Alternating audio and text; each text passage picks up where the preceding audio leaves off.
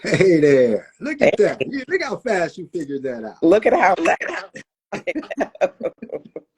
I like that sweatshirt. Thank you. Thank you. I have to represent the Bisons. Come on, you know. Yeah. Yeah, I see a few people already joining us. Hey, I think I see Hadari in there. What's up, Hadari? I actually think I see my cousin too. Hey, Daryl. Yeah. Good. It's good to see you. Thank you for doing this live with me. I really appreciate it. So um, we I want to start by first just ask you to introduce yourself. Tell people what it is that you do. Sure. Thank you. So, thank you for inviting me, Ramal. You know, I was nervous about this, but I'm glad you edged me into doing it. So, what I do is run the October Group. It is a consultancy here in DC, and I work with leaders really at the nexus of strategy, the direction they want to go, and culture, how they're going to get there. Okay. So that's what I do. And it ranges from, strategy articulation to coaching to facilitation and everything in between that space. Okay. And when you work with companies and organizations, is this senior leadership mostly? Yeah, particularly when you're working with strategy and culture, it has to be at the top. So we start there and generally cascade down. Rarely do you see culture efforts start from the bottom and go up in corporate spaces. We know historically we can make that happen, but generally in corporate spaces, that's how it works. So strategy basically starts with senior leadership and then flows through the organization. Right. And that's specific because they have to decide the direction. Okay. The middle side doesn't decide direction. And that's all strategy is, a change in direction. Okay. That's Hey, I see Rudy Rasmus has joined us. Hi, Rudy. And so I'm curious, is that the same when it comes to vision? Does vision start at the top, or how does the process of casting vision and implementing vision work? I'm glad you asked that because I worked with a bunch of emerging senior lawyers. And here's what I think. Once you know the strategy, vision can become individualized, team-wise, department, but that vision has to lead up to the top of what the leaders say. So casting vision comes from the top. However, how you're going to implement that vision, apply that vision, like I said, could be the individual. Here's my vision for the year, your performance goals. Here's our team direction is always related to that vision. So it goes up and down when you're talking about how to live into the vision of the organization. So vision comes first and then strategy? That's a great question, and that's always an argument because here's what we find. You can be in the middle of a strategy and figure out, oh man, we need to change our vision, right? We don't necessarily start with that. We start with what direction you want to go, because again, vision is how will the world be different because we showed up. Wow, that's good. Is. I gotta write that down. Oftentimes that doesn't change. I mean, your vision is bold, it's scary, it's hard, it's out there. It's imaginative. So when you're going to go change your vision, something big has occurred. Vision is how will the world be different because we showed up. Because we showed up. And so I'm curious because how do you develop strategy for an entire institution without having vision? Like I thought strategy came after vision because strategy is how you figure out how you're going to get there. You're saying generally this is why I said generally most 99% of the time they already have a vision. It's in the midst of doing strategy that they may stop and say, wait a minute, do we need to change our vision now? But we don't assume you need to change that. Can you give me an example of what does that look like when you're in the midst of strategy and realize because of strategy you have to change the vision? Like that's a big deal. It is a big deal, and we saw a lot of that after the pandemic, right? But we're doing one thing and said, we have to do this differently. Oh, now that we're doing this differently, how will the world be different? Because we're now showing up differently. So it tends be a major shift that happens. I'll give you an example. So, associations, a lot of them uh, make their money by doing these huge corporate events once or twice a year. Well, when the pandemic came, that a lot of that one source revenue shut down. So then everybody began to look at what are some other streams of revenue. And when you make that kind of product shift, product choice, your vision could change about what you're now offering and doing. So So it's not a light change. It's not a light change to change your it's vision. not, but the vision is it change or I guess expansion is change, right? Because the vision can have more, I use the term optionality a Mhm. lot, right? And now we want flexibility with the vision. And since the pandemic, people, I will say this, more and more CEOs that I work with want visions that are associated with higher meaning and giving, not just we want to be the best in the world. Even if they want to be still want to be the best in the world, it's in service of something. So I've also seen that shifting around vision. So we want to be the best in the world, but that can be tied to in service to something. Is that in service to something, solving for a problem or fixing something? What does that look like? It could be depending on what it is, but it's generally solving a problem for the betterment of others, not just for the financial gain. Mm. Now, don't get me wrong, the CEOs I work with want performance and they want the gain, but they also are shifting the view on what does that mean? What does it mean in the way that I lead? What does it mean in the way I lead my team? Who do I want to attract and who do I want to serve? And in that process of meeting a felt need, I guess sometimes that's what makes the product sticky. Yes, yes, that's what makes. I'll give you a great example. I heard, as you know, this October, I went to Harvard and they have the Shine Summit, and there were all these leaders here who were doing amazing things by helping people thrive. And so the former CEO of Best Buy, he got his folks together and they said, what do they really care about? And they figured out collectively they really cared about health. And so then Best Buy got into health machinery and began to transform what they do, like wearables, watches that can take your heart monitors, all these kinds of things that Best Buy did not offer before that team got together and said, this is what is collectively important to us and can help the world. And, So it's those kinds of shifts that we're talking about. and it expands your audience. And hugely. That's who thought of Best Buy in health. Yeah. Yeah. Now some people will think like, I've been in conversations with different companies and organizations where, but we don't do health. We sell TVs and appliances and we sell, games. Like health isn't who we are. Like, how do you get people to a place to see like, we're not changing who we are, we're becoming more? That's where culture comes in. When I said you have the strategy and you have the culture. So you can say, we have this great direction going forward. We're going to figure out how to do health wearables is what they're called. And then you have to pay attention to how do you shift the organization so they can live into that strategy. And that's culture. And that's basically how things get done. And so oftentimes that is a lot of conversations with helping people see and want to live into the vision. Mm. They're interconnected. That's why so often when people are like, oh, we just want to do strategy. And I'm like, well, you're going to have to do culture too, because it's going to go hand in hand. So then you got to help people see and buy into the vision. Absolutely. That's good. I'm just writing And this down. the right mindsets and behaviors to support that vision. Say that again. The right mindsets Mm-hmm. and behaviors to support that And vision. that's speaking to leadership. They got to have the right mindset and behaviors to support the vision.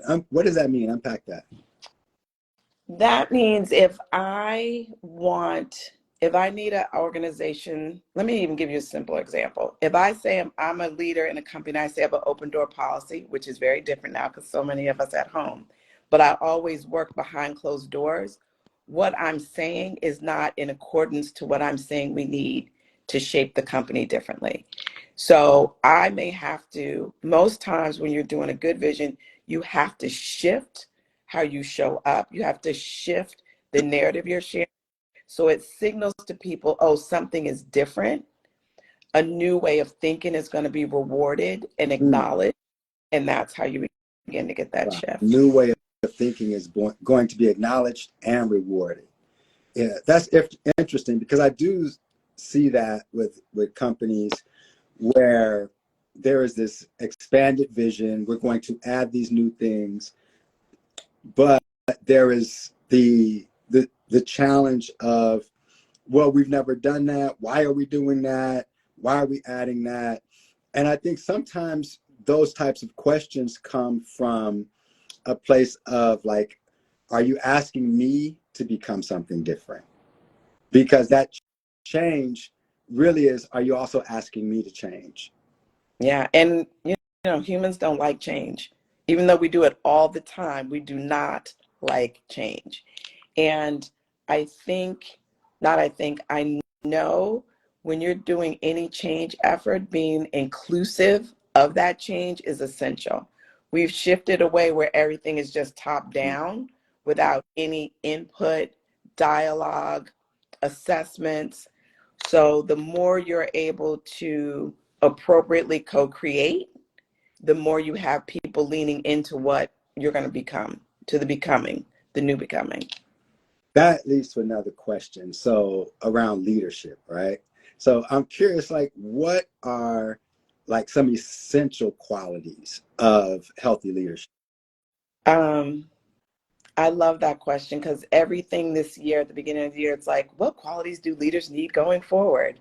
And one thing that gets repeated over and over again, which is started right before the pandemic, empathy. And for Mm, me, I'm like, yeah, that's good. And it's actually compassion. Because empathy is I'm aware of your condition. Compassion is, and I can relate to it and understand it. Compassion is, and I want to do something about it. mm. So it's not just, oh, I get it and understand, but I actually want to execute and do something. Right. It's empathy is, man, that sucks. I'm sorry to hear that. Whoa. Compassion is, that's hard. What do we need to do to work together to do something about that? Wow. Yeah. And so a quality, essential skill for a healthy leader is compassion, Compassion, listening. listen. And listening with your full body. What are you seeing? What are you hearing? And this goes back to compassion. What are you feeling? Right? And being ready to sit with that before an instant response. As you know, it always makes me nervous when leaders always have a response. I'm like, they didn't even think about that. I'm not even sure they really heard the question. So listening. The other thing is, we used to have this dichotomy around leadership. You either needed to be task oriented or vision oriented. And I think you need leaders now who can be yes and to both dynamics, right? Because there's so much at play for leaders now. Yeah. Having just one strength on one end of the continuum um, leaves you vulnerable in another. So you got to have compassion Yeah. and to listen. Listen, you have to have a yes and perspective about things, right? By So you have to and be, what's that mean? um, let me give you an example of yes and. So AI is like, everybody's talking about AI. So as a leader, you need to be technologically aware. No one is saying you have to be an AI expert, right? But you need to be technologically aware. How is my company going to use data? How are we going to stay plugged in at the right level at the right time? And while you're worried about that advancement in technology, you yourself have to be able to also mine your own data, which is your emotional intelligence, right? What is my data, my internal data telling me? So that's a yes, I'm technologically aware and I know what that means for me. Mm. I can be tactical and I can be strategic. So I'm aware and I know what that means for me. Right. Wow, that's deep. So you just touched on emotional intelligence. Mhm. Why does emotional intelligence matter? You know, it's funny. I watched you and Kendra last week, your live last week, and I was just remarking on how she was talking is so much a part of the leadership dialogue now. Your ability to understand, to feel your feels and know why you're feeling your feels is fundamental to you being a good leader. Um, it's like you all said, your feelings are like employees. They're going to do exactly what you tell them to do. And if you're telling them the wrong thing, they're going to do the wrong thing. And the other piece of it, why it's so important, no emotions are bad. There are no bad emotions. There's bad acts, what you do around the emotions. So if you are, particularly as a leader, if you have to understand, man, I am feeling angry and figure out first why before you go looking to somebody to blame for that anger, Mm, right? yeah. At the same time, if you walk as a leader, if you walk into a situation and it is hot, negative energy, you have to be that thermostat to turn it down, right? And say, and offer a gesture, a way of being that says, I hear this, I see this isn't the time for us to talk about it. Let's both and separate. And your ability to navigate your own, Mm. recognize your feelings, manage them, recognize others and manage them is why that's important. You know, Ramal, I think one of the things people are skipping out on is, and the Surgeon General came out with this like in the fall about we're in a pandemic of isolation and Mm. loneliness. Mm. And leadership has now become a calling to me. If you want, because you're leading in such hard Mm. times. So if you want to do that, your ability to be emotionally aware is essential Mm. for your self-care and your corporate care to do that. You know, it's interesting you say that because I think that, and I've experienced this over the course of my career, where leaders haven't felt like they needed to bring their feelings to the workplace. That feelings, in fact, employees have, been disciplined or not promoted because they feel and they bring their feelings into the workplace. But you're saying like emotional intelligence, being aware of your own feelings, managing your own feelings, and not disregarding other people and their feelings are a part of leadership. That's that's Absolutely. all. Yeah, absolutely. The pendulum has swung from leave yourself and your emotions at home. This is work. That time is gone. People are now saying, we want you to appropriately bring your whole self to work. We want to see you and we want you to be seen. We want to have a culture of belonging. We want to be inclusive, right? And, there's generational differences around that and what that means, Very much. you know, and that's real because I have some seasoned CEOs who are like freaking out about all this. What do they call it? All this soft stuff at work. Can they just do the work? Yeah. And so how do you bring a leader along who has, an older approach to, hey, leave your feelings at home, just come execute and meet the bottom line? How do you bring that type of leader along? Um, and is it always possible? Or, Yeah, yeah. we've been we've been talking about this about everybody's not built for the long journey. And some people have come to their season because they can't, and again, this goes back to the beginning of the conversation. It's really about how are they going to evolve to rise to the new moment of leadership. And everybody's not making that choice. Mm. And because leadership is an inside out job, it is really about them making the choice. I'm going to shift in service of others so I can lead it even better. You And said leadership is an inside out job. I want you to come back to that. mhm. And it's going to go full circle, my ability to recognize how I show up, how I enable others, how I give direction is is all about I'm responsible for that in service of other people. And so back in the day, like you said, if they could, I just told them what to do, if they could just do the work. Mm-hmm. That is no longer a viable way to run a company. Mm-hmm. And I'm going to share an example. I tell leaders all the time who are like, I told them what to do if they would just hurry up and go do it. If I said to you, Ramal, I want you to go to the store and go buy some milk, and you got to the milk section, what would you see? All kinds of milk. All kinds You of milk. want oat milk, you want almond milk, you know. What do you want? What do you want? But if I said, Ramal, my vision is to make some buttermilk biscuits for my grandmother. She's coming to visit. Can you go to the store and get me some milk? Now you'd go and say, oh, and if you have permission to be innovative, you might have been like, and you know what? I'm going to get some nutmeg and cinnamon because that may add to what they're doing. Now you can come back and be like, oh, that's cool. I don't need the nutmeg, but I like that innovation. I like that thinking because you understood where I was going. Yeah, it wasn't just the execution of the task, it was the why and the story behind the task that Exactly. led to deeper commitment. Michael Ray Matthews, hey, Michael Ray, good to see you. Made the comment, feelings are messengers with vital intel. Yes, yes, they are. And if you do not pay attention to the intel, your feelings will take you over. During my coaching program, and I love this, the instructor would say, mind your mind or your mind will mind you. Mm.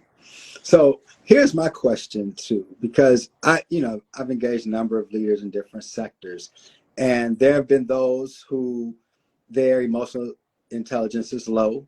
There have been, and they've been able to come along. There have been those who have strong, emotional intelligence, and it shows up like people are excited about following them, right? Like they can rally the troops like nobody's business, because there's that connection.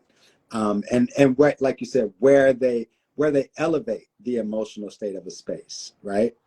But then there are those I've seen where they are led by their feeling. They're led by the feelings of others and their execution. So it's not about they acknowledge the feelings of other people on their teams, but they make decisions based on how other people will feel, not necessarily in the best interest of the business. And so, where is the boundary, and how does a leader know to cultivate the skill to know how to make decisions based on the awareness of how people are feeling about a thing, but not being guided by their feelings if those feelings are not going to be in the best interest of the vision, the strategy, or the business? That's a hard one because that tends to be a leader who's not comfortable with making hard decisions, right? Mm-hmm. And those hard decisions means, again, leadership at this juncture in our society is like a calling because it's so hard because there's so many things you have to navigate. Um, what's happening in the world? What does your board want? What strategy have you declared? What does your immediate C-suite team want? What do the middle managers have? So there's all these different things. But in the end, and we're going to go back to this, is what is the strategic direction you decided? You didn't decide that in the vacuum. So it should be very clear to everybody why and why not we're making decisions. I find that happens when strategy is not clear. Because when strategy isn't clear, people get confused about what we should be doing. If your strategy is clear, every day people should say, I'm here to do X, Y, and Z today in service of the strategy. And how I'm going to show up and get the work done is me upholding the culture. When people are getting confused and don't know why we're making decisions, something has become fuzzy. Mm. And typically you're saying that goes back to And strategy. that's going to go back to the leader. Yeah. And that then goes back to the Right. leader, right? And he might not even be clear about the strategy. You know, one of the things Here. that I do a lot is what I call executive alignment. And that is because so often leaders will be in the room shaking their head doing this, and then they walk out the room and do the exact opposite. And Mm. what that does is cause that cascades misalignment across the organization. So if I'm a manager in finance and I come talk to the person in HR, we've both gotten different sets of directions. So we start doing this and not even sure why. We just have two separate, your chief told you this, my chief told me that. And so now we've cascaded misalignment in the organization. To force leaders to sit and get really aligned can accelerate their growth, can accelerate the strategy, but so often they don't take that extra time to make sure. And again, what I offer is why that's so hard is because alignment is sometimes about giving up position in What do you mean? what's best. So if traditionally, I will say the CFO and the CHRO tend to have competing needs, right? I need to be paying attention to all dollars and how they fit. And the CHRO is like, yes, you have to do that. And we have to make sure we're doing what's best in service of our employees. Raises, promotions, even down to swag we want to buy for everybody, right? If those two do not have very clear and agreed upon alignment at the C-suite level, meaning, you know what, this year we're going to offer different benefits so we can raise morale, make sure everybody's cool and keep employees. That could be that CFO changing his position in service of alignment. Okay. Or the next time it could be the CHRO saying, you know what, I'm just going to tell everybody bonuses are not going to be the way we want them to be because we need it for, in service of keeping the company afloat. Right. And all of that is because of strategy. All of that is the direction you're going and the alignment the C-suite team adheres to uphold the strategy. So now I'm thinking, oftentimes with businesses and especially with nonprofits, I've worked with 1 million nonprofits, they're always putting vision in front of people. It sounds like what you're saying is strategy needs to be in front of people and at the forefront of their minds at all times, because it's the why of execution. Right. The why is the strategy. Yes. It's vision is good, but most people don't talk about vision every day. They talk about what do I have to do, right? And what you have to do should be directly connected to the strategic direction of the organization. Yes. So I think someone said they would love to hear some of your real world examples. I think you got to remember when someone's in working with companies, the first thing they have to do is not name those companies and give you context of what situations look like without concrete, direct concrete examples that are tied to institutions they actually have a relationship with. So if you can, Philipia, as we continue the conversation, you can give some practical, examples of things that have happened. Sure. But at the same time, you mentioned strategy a lot. I'm wondering if people are even clear on strategy. Like, how do you define strategy? I define strategy as the fewest most important decisions you are declaring to drive the company forward. Say that again. The fewest most important decisions, changes, could be that, to drive the company forward. That's your strategy. That in the end, that's what your strategy be. Now you go through a whole process to get down, because imagine what are the fewest most important things we have to do. Naming those is a process to get there, but that's basically what it is. And that's why you want everybody to understand it so they know what to do every day and they're not confused about what's the most important thing. The fewest most important, what is it? Decisions or changes to drive the company forward. Drive the company forward. Right. Now, if you're driving the company forward, this is why, so that makes sense to me, right? the fewest most important decisions to drive the company forward or the organization forward, Yeah. right? So Forward. Yeah. Whatever it is. Yeah. Forward. forward, you got to know where you're going, Yes. right?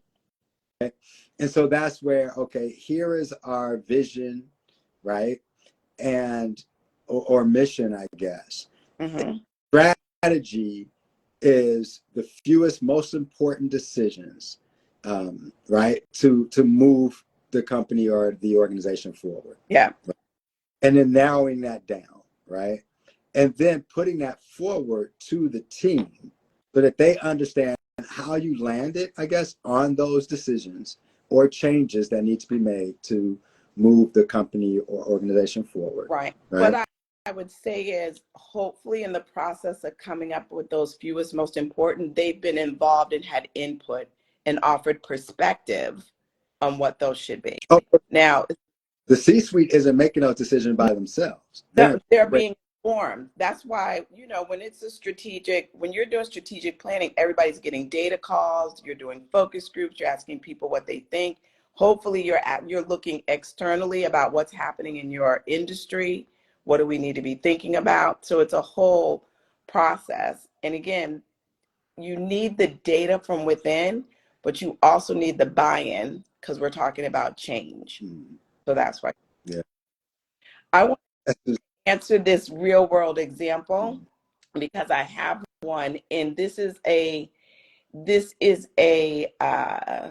technology company who got an infusion of cash because they had buyers come in to help them, and they told them, and they gave them a number. You have to reach this number, and we want to hear how you're going to do it. And this company had never done anything like that before because they were a startup. So they were just on the spin of a startup. And if folks know about a startup, when you first start a company, everybody does everything. Everybody knows everything. It's just kind of chaotic. But now they got this infusion of cash, and now they need to have clear roles and responsibility. They need a clear strategy. What's our culture going to be? Because if those aren't in line, they'll keep spinning the way they've been doing. And a real world example is of how they operated was we were in the meeting. They made a key decision. About 30 minutes later, somebody was like, I didn't really agree with that decision. But they didn't say that. They brought it up in a different way. So I stood back and watched them. And when I came into what we call the frame, is I came back and I said, let me tell you how this team operates. You pretend you agree. You let it go on a little while. Then you ask a question that signals to everybody you don't agree. And so then you come all the way back to this. Then you come all the way back. And you've wasted both time, trust, right? Because we thought we had decided this. I trusted we decided this. So we are down a path, but now we have to come back because you didn't really agree with it. Wow. Everything I'm hearing you talk about with strategy, with vision, with emotional intelligence, and all of these qualities, I'm listening and I'm like, these don't just apply to business. All of this applies to life. All of this applies to any type of relationship you're in with other people that you're doing life with, right? These qualities are essential qualities when you're trying to be a healthy person, not just a healthy leader in the workplace. Yeah. I say this all the time. Leadership is a practice, not a position. It is a practice of all these things. It is not a position. And oftentimes when I hear leaders say things like, I'm the COO, they need to follow me. No, you need to lead so they'll follow you. Nobody cares about a title anymore. Nobody. Yeah, positional leadership is no longer a thing. It is no longer a thing. And I will tell you, because you and I both have sons who are in Gen Z, they will question your title in a minute. Yeah. In a minute. Be like you're not acting like one. Right. You're so not impressed. Right. People are impressed with how you show up and treat people, not with the title you carry. Exactly. Right? Because the title doesn't have a pulse, you do. And so it's like, but who are you? Right. And what do you do and what do you believe in? That's another thing I would say leaders are struggling with, creating an attractive identity, because people, employees are now checking you out personally, not just your business pedigree. They want to know, what do you believe in? Where are you eating? Where do you donate your dollars? Where do you shop? All of that, all they want, the whole person. Yeah, and you know, you're in my house now, because I am very much an introvert. Like, I know I'm a leader, and I know my good leadership qualities, and I know my weaknesses, right? And my biggest weakness is sharing my life with people. Like, I feel like that's the one thing that's mine. Like, Mhm. when I go home, like what I like to eat, and things like how just the life I enjoy is like, that's mine. Yeah. Like, why to know that you're not my friend, right? You're my colleague. But you're saying, in today's work culture and leadership styles, people want to know all that People stuff. want to know all that. And what So I, it's like, they're not just trying to determine if you're capable of the job, they're also trying to determine if they if like you. they like you, and do our, and let me raise it up a little. Do our values align? Do I That's different from do Yeah. I like you? Because Yes. to like you, to respect your values. Exactly. Yeah. Exactly. And I So will follow if I believe your values are real, but I don't necessarily like your personality. I trust where you're taking me because our values are in alignment. exactly. Wow, Yep. that's good. That's that's heavy. So it's not about, so that's helpful, because it's not really just about people wanting to know your personal life. It's what they're really asking for is, give me a lens into your values. What do you care about? And why do you care about it? Absolutely. That's exactly what it is. What are your values? And here's what I tell leaders all the time when they get nervous about this. You don't have to go private, just a little personal. You know, you don't have to tell them your intimate secrets, just, something a little personal. And generally people are like, "Oh, okay." Yeah, I know that's hard for me, and I have friends for whom that's hard too, because it, even if it's not something deep or something like that, it's still a level of transparency that many of us have not been nurtured into as leaders. Sure. And there's you know, leadership is personal. It is personal. It's how you show up, how you behave, what you say, what you don't say, because they're always watching. They're Man, we got a comment. This brother says, people don't know what to do with information. So as introverts, we hold on to it. Yeah, yes, brother. right. And as you taught me, what did you say? Testifying is good for the soul, but bad for the reputation. That's how you need, as a leader, you need to know, be able to discern, what do I share and what don't I share. And let me give you a real world example about that. And I was on this leadership team.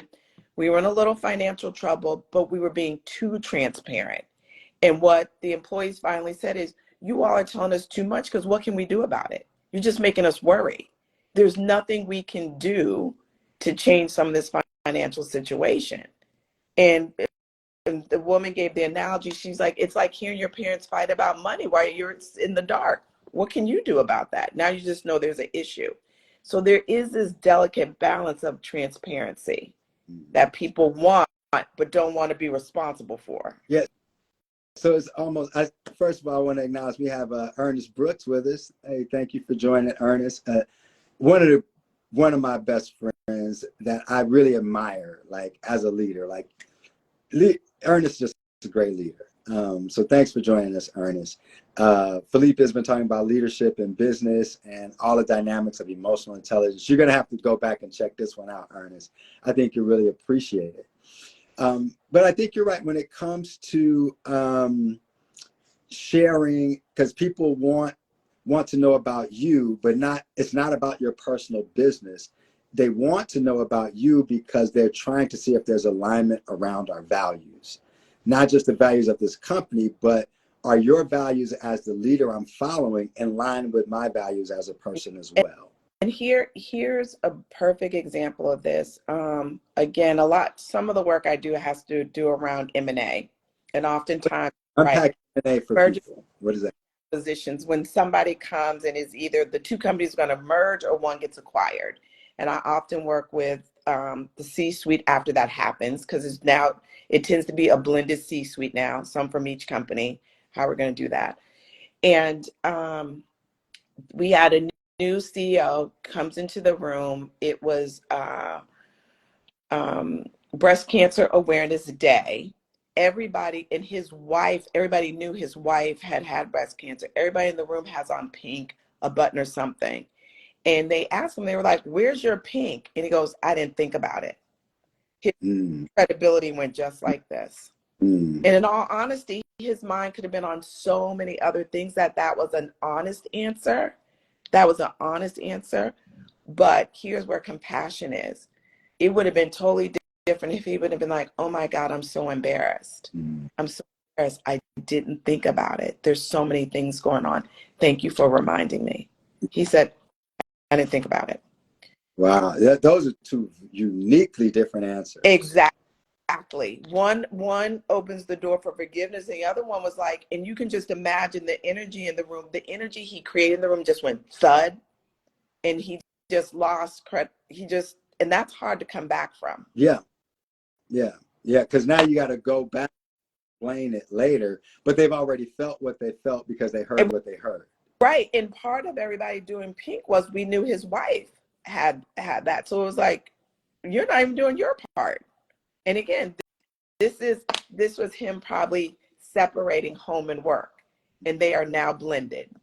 Yeah, I will have to revisit this and watch the video again myself, because that is one of the challenges I have as a leader, is creating this distance with my colleagues that allows me, as the person in the comments said, to not share too much because I'm afraid of something I said being weaponized against me. When the reality is, what you're saying is, be measured and be thoughtful before you speak and share. Know why you're sharing what you're sharing, and share in a way that it's not weaponized against you. So it's not as just that you're letting down your guard. You know your own why for your sharing, so that people understand your personal values. Yes. This is the hard part of, there's your intentions and there's how they receive your intentions, right? How it landed on them. And we judge people on how it lands on us, not their intention. We judge ourselves by our intention. Well, my intention was to, give you good direction, but it landed on you as I was being too bossy, right? And so as a leader, you have to be mindful of, this is the part that, again, why I say leadership is a calling. Okay, I'm getting ready to have a meeting with Ramal. Let me think about how Ramal likes to get information. Okay, all right, let me get myself and adjust so I could lead you in that moment, which would be different than leading somebody else. Yeah. Right. Wow. And so to your point, it is being measured. It's being measured on two levels. What do I need to say to you to get things done? And what do I need to do to uphold the direction of the company to get things done? So you've unpacked a lot. Like, this has been rich for me. I love leadership discussions because they weave into every aspect of life. And you've talked about vision and strategy. I love strategy. I love strategic thinking. I don't think I realized how essential it is to keep strategy in front of people, and as much as we think it is to keep important it is to keep vision in front of people.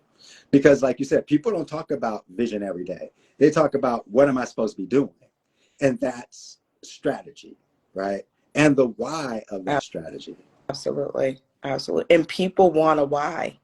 People want a why. They just need a why for their personal selves, Get up is reason for doing it even when I don't feel like even when I don't feel like it. even when I feel like it. Because we've all heard about quiet quitting. So Quiet we want quitting. to say, Wait a minute. Say more about quiet quitting. that's when I'm going to do the bare minimum to Wow. just keep it going, right? I'm not making no noise, but I'm just telegraphing it in. You can't say I didn't do the work, because I did, but I just did what I needed to kind of skate on by. You know, Wow. just That's it's just a drain. It's a drain of engagement. That's I when you were explaining it, my mind went through the history of my career. It was like, oh, all them people quiet quit. They never left, but they definitely quit. right. Right, exactly. We were giving them a different kind of unemployment check because Exactly. they It, were here, it's but they were not hard. doing much at all. Nope. They did enough to justify not getting fired. There you go. There, That's quiet quitting. that is quiet quitting. Wowzers. That's that's a That's quitting. oh oh God. The way I'm gonna be looking at some folk, not in my present job, because I some of the people who will see this work while I work. But I'm just thinking about people. Oh my God. Oh my This God. is this has been rich. It really has. I think I am going to have a deeper appreciation of strategy, because I talk to people about strategic plans all the time. And now I realize really how important that is, because without it, people don't have a why that anchors them. And we tend to, in an old school approach, especially for those of us who have worked in church roles, we are constantly throwing vision at people. But the work is tied to the strategy, Yeah. because the strategy, the why lives. Yeah. And here's the thing. There's two things I want to say. One is the strategy is tied to the why, and the strategy is how you assess performance. You You don't can have, say, how well did you implement the vision? No, did you meet your goals of the strategy? So that's how we assess performance. And I appreciate you love strategy, but its kissing cousin is culture. You can have a great strategy, but a horrible culture, so you're still not moving the organization. and So, so you have learn how to shift culture and move culture along so that it embraces the strategy. oh yeah, there's after strategy, and you discover this along the way of when you're doing strategy with a company. After you do the strategy, then you turn and say, do you have the capacity to do this new strategy? Do you have enough resources, enough people? Do you have the capability? Do you have the skill sets? To, Mm. or do you have to go borrow some, get consultants? Do you have the culture? The way things get done around here, can you really do this? Right? And then how well are you in connection with everybody to make this happen? That's interesting. So now my question is, and I want to pivot in a second. Um, you say you have to be able to align strategy with culture and move culture along, have a healthy culture. And my thought is, again, having worked in corporate and in church contexts, I've noticed a rhythm of leaders that can move culture, and typically they're charismatic leaders. Does does culture shift require a charismatic leader, or can it be done in the absence of a charismatic leader? I, I think it's dangerous when you only have the charismatic leader leading the You culture, because what when they go? say that again? What I think it's dangerous when a charismatic leader is the center of the culture, because what happens when they leave, right? Yeah. And So how so you want to make sure leaders are upholding and exemplars of the culture, and you want to make sure as you are hiring people, you're doing culture ads, so you keep reinforcing the culture. so culture is how you live into uh, a way of being and how you show up in a space. Exactly. The Culture is feelings. culture is culture is, I guess we would say culture is feelings and actions, because it's the most simple Yes. definition of culture is how things get done around here. Mm. Culture is feelings and actions. Right. It's how things get done around here. Mm. That's what it is. And you, in the systems you have in play, you know how the culture is. For example, if you design a system where, to spend $100, the CEO has to sign off, Mm. you know what kind of culture that is, right? Right. But systems have culture to them, because that's how you design the rules of the place, right? Yeah, yeah. Who we are and how we function in this place. Right. And the leader has to live into what they expect the team to live into. Right. And I worked for I think he was an admiral when I was consulting with the weather service, and he told me whenever he got on a ship, it did not matter. If people were wearing uniforms, he would say, "What's wrong with you? You don't have any creativity. Take the uniform off." And if they didn't have the uniform, he'd be like, "What's wrong with you? Your issued uniform isn't good enough." And I said, "Well, why didn't it matter?" He goes, "I wanted them to know the culture was about to change. So I didn't care what they had. I was telegraphing to them, we're about to change the culture." Wow, that's real good, man. I could go on for a whole lot longer. This is so rich and so helpful. But I do want to pivot. We have about 8 minutes left. And before I pivot, well, I'll come back to it. I'm going to close with this last question. So I want to pivot to I wish my dad. Um, Everyone that I've had on here so far for these lives has been a part of the book. Now, your dad was in I Wish My Yeah. Dad. So my first question for you, knowing your dad, and now you having read his story, um, from your perspective, what do you think is important for people to know about your dad's story?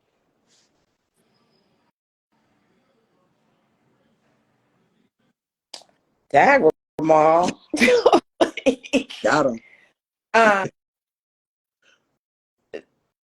I think so. Let me just say this. It was about 2 weeks, 3 weeks ago. We were in Chicago celebrating my dad's sister's 90th birthday.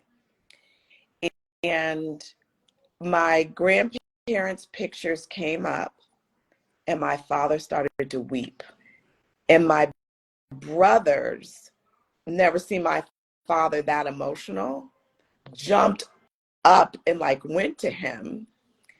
And I think the most important thing is that we continue to evolve.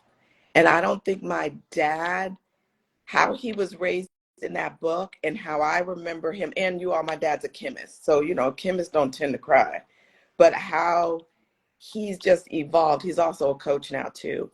It's Our emotional evolution is available to all of us, and it's going to happen.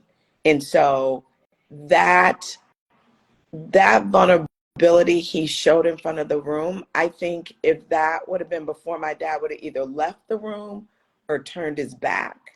But he was just in the room. And his sister was like, "You okay?" And he said, "When I saw my parents, I went there." And she said, "I felt the same way, but did not shed a tear," because that's how we're all raised. Mm. So the lesson for people to know about your father's story, you said, is that we all evolve emotionally. Yes, we all evolve emotionally. The relationship between him and my brother from the book has changed. They've been close, but the conversation has gotten richer and deeper. And I have two brothers, and the youngest one, it used to always be my dad and Philip would go off and do things, but now my youngest brother is going off to do things by himself with my dad. And now I'm the only one who's no longer doing just stuff with my dad. That used to be my thing. But so yes, your book has transformed the relationships across. That's beautiful to hear. Yeah. That's Yeah. beautiful to Yeah. hear. Phil is a great guy, and and he feels deeply. He just didn't always show it. No, you did not do that. And now he, Yeah, you did not do that. Because even my sons were like, oh, Papa Big Dog's crying. Papa Big Dog. Papa Big Dog's crying. That sounds like a contradiction when you say it. That's why they were like, what is this? Right. Papa Big Dog doesn't cry. Right. Exactly. But, so yes, that's what I would say. That, yeah, my dad is beautiful people. and the thing about that is your son seeing that is he gets to show them that he's fully human. Yes. They know Phil is a strong man. Yeah. And crying is not in opposition to strength. No. Anyway, No. and in many instances is evidence of strength. Yes, yes. As you can imagine, my brothers always are like, Dad, if we had done that, anything the grandkids did, he's like, yeah, but I'm a different dude and they're not my kids. So, I don't have to discipline like that. So that's what you would want people to know from your dad's story, that our emotional journey, we are evolving and becoming. Yes, it is so available if you feel your feels. If you just, what's available? if it's the evolution, the emotional evolution is available if you're willing to feel your feels, right? Yeah. That's what it says. This is a great example of how the growth evolution of a leader can shift the culture of a family or organization. Yes. Yeah. Yeah, that's good. That's good. And let's be clear, organizations are modeled off the family system. Organizations are modeled off the family system. That's encouraging and scary. Yes, it is. That's why we like to say we're a team and not a family at work. Well, why is that? Well, let's make this really simple. We got 2 minutes. When you're on a team, they will trade you when you're not performing.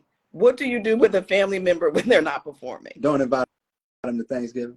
Or hide them. Or act like they're not there. So we do that too. Yeah. When they're unhealthy. When they're unhealthy. Yeah. You make the distinction between we're a team and we can have that connectivity and that stickiness, but family doesn't allow for some of the things we have to do as a business. Absolutely. Like, tell each other hard truths. Tell you you're not performing, so we either have to get you some more training or we're going to trade you. That's real. That's real. And I've been spending a lot of time talking about that, because what will happen is tenure will trump performance. But they've been here so long, but can they do the work?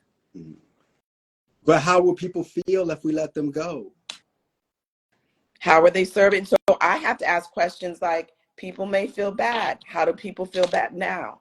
Not good, because we're not meeting the goals. And so and as a result, we're losing trust. Ooh, yes. When a leader does not act on culture vultures, their trust diminishes. If you let culture vultures fly all over your organization, people will question you as a leader. Ooh. Wow. Like I said, we could go on, but this was rich. We're probably going to have to do this again. On our conversation, I want to thank you for doing this, Philipia. This has been great. Thank you for having me. Absolutely. I told you it would be fun. Wasn't this fun? It is. It was very fun, because I was like, So thank you. But one last thing before we go, there are a number of great leaders on here right now. Of course. But give them 2 critical things to be mindful of at the beginning of this year as leaders. That's good. That's good. 1, up your compassion. Up your compassion. Yes, empathy is good, but be the leader to do the next thing, and take care of yourself. Know what to say no to. You should only be doing the things no one else can, because Wow. you are doing accounting, if you're doing HR, if you're doing legal work, that's not where you're supposed to be. Up your compassion and do the next thing, And as the leader, you should only be doing the things that no one else can do. Because you're the leader. We'll close it right there. Thank you so much, Philipia. Thank you. Thank you. Thank you, everybody, for joining. I love it. Yeah. All right. We'll talk soon. Okay.